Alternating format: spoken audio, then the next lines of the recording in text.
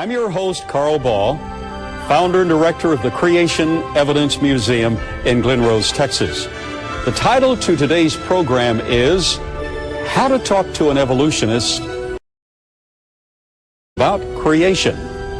I'd like to welcome my dear, personal, trusted colleague, Dr. Charles Jackson. Charles, such a pleasure to have you on the program again. It's good to be back again, Dr. Ball. Every time you're here, new adherents to creation, truth, contact us.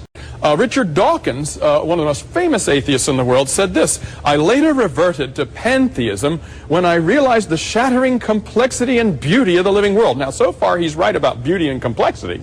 Then around the age of 16, I first understood that Darwinism provided an explanation big enough and eloquent enough to replace God.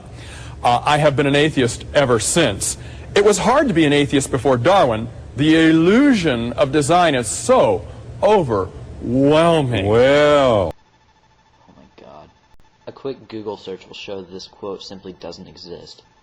The only place on the internet that has this quote is a website called frederickcreationsociety.org.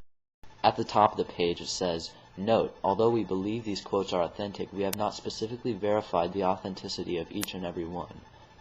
On the same webpage is a link to Dr. Jackson's personal website, pointsoforigin.com.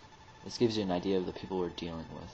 So, you see, this is how the thinking goes. If you really don't want there to be a God, you have to fight against the overwhelming appearance of design in everything. Take a card trick, for example. Just because there's an overwhelming appearance that the card is disappearing doesn't mean it is.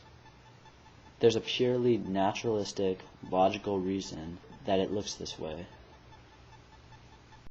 But what if we took a intelligent design stance towards this card trick? We would have to conclude that there's a supernatural reason the card is disappearing and stop looking for answers. Now, this fella here, featured highly as Richard Dawkins was in the new Expelled movie.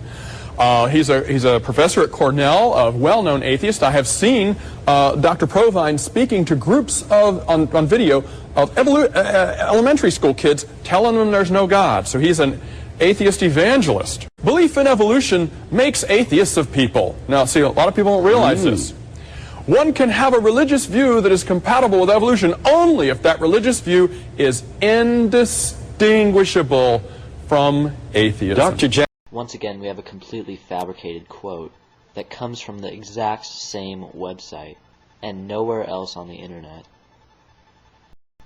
Look, quote mining is one thing, but creating quotes out of thin air is just disgusting.